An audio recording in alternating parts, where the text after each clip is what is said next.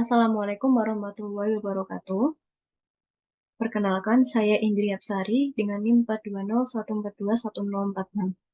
Di sini, saya akan menjelaskan cara penggunaan dari media pembelajaran yang saya kembangkan, yaitu PPT interaktif. Sebelumnya, di sini saya mengembangkan PPT interaktif untuk materi momentum dan impuls. Saya menggunakan 3 aplikasi untuk mengembangkan media pembelajaran ini, yaitu Canva untuk membuat PPT yang menarik, kemudian Makromedia Flash 8 untuk membuat ilustrasi atau animasi dari suatu fenomena, kemudian Quizzes untuk membuat alat tes atau alat evaluasi. Nah, kemudian di sini saya sajikan dalam bentuk PPT. Alasan saya menyajikan dalam bentuk PPT karena PPT merupakan salah satu media yang sering digunakan oleh guru dan siswa dalam kegiatan belajar mengajar. Selain itu, PPT juga merupakan media yang mudah untuk diakses siswa maupun guru. Baik, langsung saja kita lihat PPT interaktif yang sudah saya kembangkan. Di sini merupakan halaman awal dari PPT interaktif yang sudah saya kembangkan. Di sini terdapat judul materi yang dibahas, yaitu momentum impuls. Kemudian terdapat tombol start. Jika kita tekan tombol start, maka kita akan diarahkan pada halaman menu. Nah, menu di sini terdiri dari materi, simulasi, contoh soal, dan evaluasi. Nah, di sini misal kita pilih menu materi, maka akan muncul materi yang akan dibahas pada bab momentum dan impuls ini. Di sini terdapat subbab momentum. Jika kita lihat, di sini terdapat materi momentum. Terdapat penjelasan secara ringkasnya, rumus, dan juga pertanyaan pemantik. Nah, pertanyaan pemantik ini dapat dijawab oleh siswa, di mana pertanyaannya, mana yang lebih sulit untuk dihentikan? Di sini terdapat 2 pilihan jawaban. Siswa dapat memilih salah satunya. Misalkan di sini saya memilih mobil untuk jawabannya. Maka akan muncul halaman seperti ini yang menandakan bahwa jawaban tadi itu merupakan jawaban yang benar. Terdapat apresiasi dan juga terdapat penjelasan kenapa jawaban tadi benar dan juga alasannya. Kemudian, misal saya tadi memilih sepeda, maka akan muncul halaman seperti ini yang menyatakan bahwa jawaban tadi kurang tepat beserta alasannya. Kemudian, jika kita menekan ini, rumus dari momentum, maka kita akan mendapatkan penurunan dari rumus momentum ini.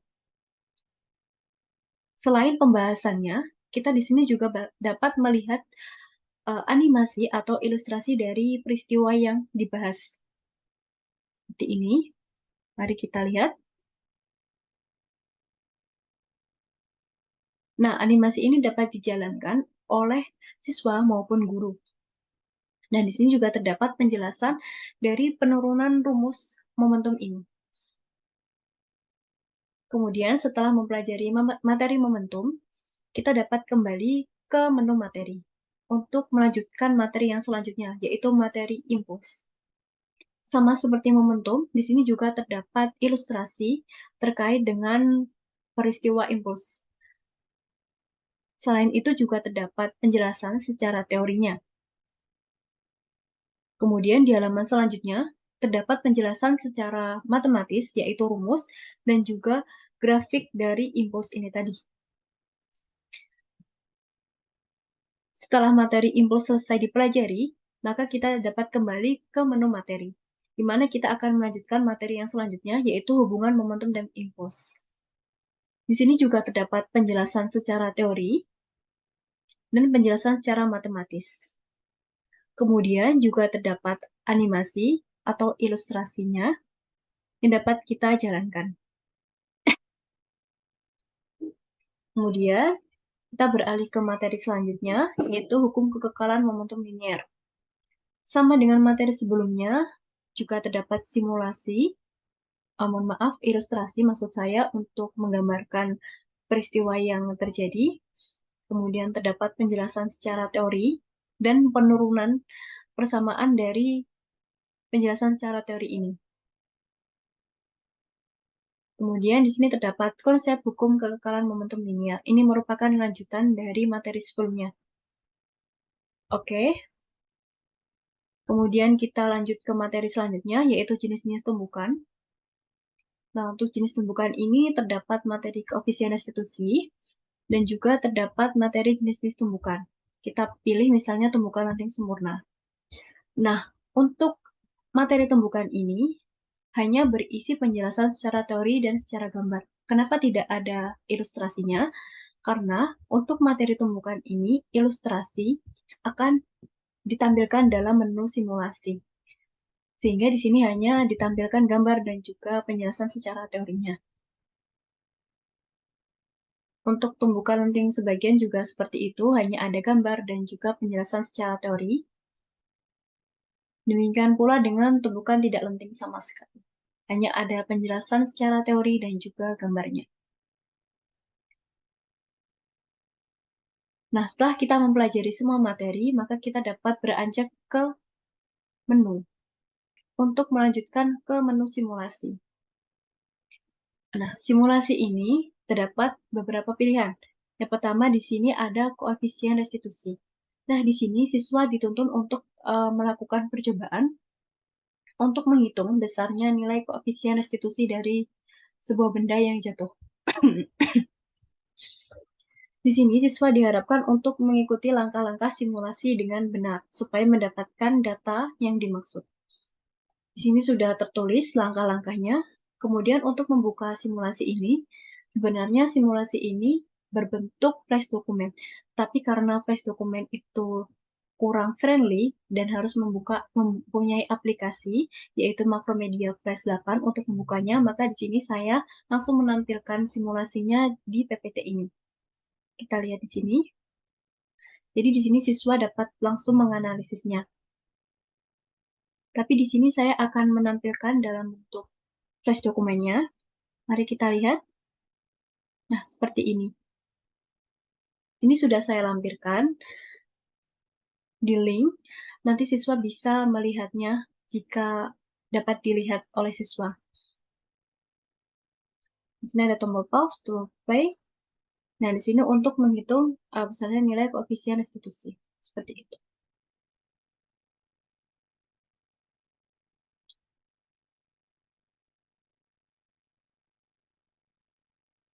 Baik, setelah melakukan percobaan dan mendapatkan datanya, maka data tersebut dapat disajikan dalam tabel yang sudah diberikan. Setelah ditulis dalam tabel, kemudian data tersebut dapat diolah untuk dihitung besarnya nilai koefisien restitusi dari hasil percobaan tersebut. Jika besarnya koefisien restitusi sudah ditemukan, maka kita bisa beranjak ke simulasi yang selanjutnya, yaitu tumbukan lenting sempurna. Nah, untuk tumbukan lenting sempurna ini terdapat simulasi, penjelasan secara singkat teorinya, dan juga persamaannya. Nah, mari kita lihat simulasi yang pertama. Mari kita play. Nah, untuk gambaran simulasi pertamanya seperti ini, yang menjelaskan fenomena yang berkaitan dengan tumbukan lenting sempurna. Kemudian simulasi yang kedua, sama, menjelaskan fenomena yang berkaitan dengan tumbukan lenting sempurna. Kemudian di sini terdapat penjelasan secara matematisnya. Kemudian kita lanjut ke materi selanjutnya, yaitu pembuktian koefisien restitusi dari tumbukan lenting sempurna. Di sini terdapat gambarannya, ilustrasinya, dan juga terdapat penurunan dari perhitungan koefisien restitusi ini.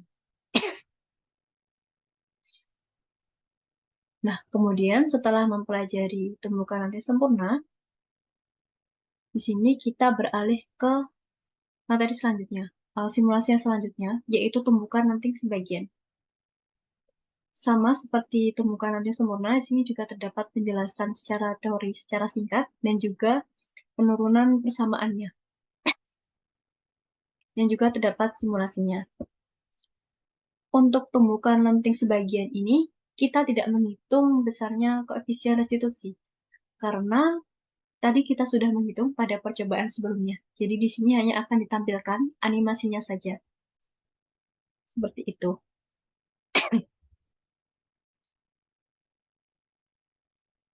Seperti ini animasinya, bisa kita jalankan ya. Oke. Nah, jika kita sudah mempelajari materinya, maaf, jika tadi sudah melihat animasinya, kita bisa beranjak ke simulasi yang selanjutnya, yaitu tumbukan tidak lenting sama sekali. Sama, di sini juga terdapat penjelasan cara teorinya dan juga penurunan persamaannya, dan terdapat simulasinya yang bisa kita jalankan. Di sini juga terdapat pembuktian dari besarnya koefisien restitusi dari tumbukan tidak lenting sama sekali. Nah, setelah semua simulasi dijalankan, maka kita beranjak ke menu berikutnya, yaitu contoh soal. Nah, contoh soal di sini itu kita sesuaikan dengan subbab yang ada. Nah, karena tadi ada 5 subbab, maka di sini ada contoh soal. Masing-masing subbab di sini terdapat satu contoh soal. Nah, sini contoh soal momentumnya. Untuk contoh soal, di sini ada soal dan juga pembahasannya, pembahasan dari jawabannya. Sama untuk contoh soal impuls, soal dan juga pembahasannya. Kemudian hubungan momentum dan impuls juga sama, ada soal dan juga pembahasannya. Hukum kekekalan momentum linear juga sama, soal dan pembahasannya. Dan jenis-jenis tumbukan, soal dan pembahasannya. Karena jenis tumbukan itu ada 3, maka masing-masing soalnya juga ada 3. Masing-masing 1. Oke. Jika sudah, maka kita bisa beranjak ke menu selanjutnya, yaitu menu evaluasi. Nah, untuk evaluasi ini di sini saya menggunakan 3 tingkatan. Di sini ada tingkatan HOTS, High Order Thinking Skills, kemudian ada Medium dan juga LOTS. Nah, untuk evaluasi ini saya menggunakan quizzes. Jadi, ketika nanti kita memilih LOTS, maka kita akan langsung diarahkan ke quizzes. Seperti itu. Sini kita akan bermain quiz gitu. Kemudian jika sudah selesai, maka akan keluar hasilnya seperti ini. Sama, untuk yang medium juga sama, menggunakan quizzes.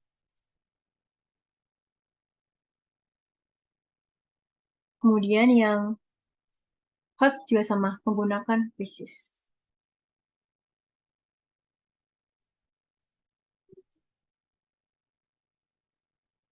Nah, untuk tipe soalnya, di sini saya menggunakan multiple choice untuk HOTS dan juga LOTS. Untuk medium, di sini saya menggunakan uraian. Nah, untuk masing-masing tingkatan ini memiliki penilaian yang berbeda-beda. Jadi untuk LOTS ini penilaiannya 1 poin, medium ini 2 poin, dan HOTS ini 3 poin. Tetapi jumlah soalnya juga berbeda. Untuk LOTS ini pilihan ganda dengan jumlah soal 10, medium ini uraian dengan jumlah soal 5, dan HOTS ini pilihan ganda dengan jumlah soal 5 juga. Seperti itu. Jadi nanti siswa dapat memilih mana yang mau dikerjakan dulu. Tapi mungkin sarannya dikerjakan dari yang LOTS terlebih dahulu. Baik, itu untuk evaluasi. Kemudian kita kembali ke menu. Jika kita sudah mempelajari semuanya, mulai dari materi, simulasi, contoh soal, dan evaluasi, maka kita bisa mengklik ini. Oke, tentunya harapan saya sebagai pembuat media pembelajaran ini dapat bermanfaat bagi siswa maupun guru untuk pembelajaran momentum dan impuls ke depannya. Saya berharap media pembelajaran ini bermanfaat. Jika ada kritik dan saran, bisa disampaikan kepada saya. Sekian yang dapat saya sampaikan. Kurang lebihnya saya mohon maaf. Wassalamualaikum warahmatullahi wabarakatuh.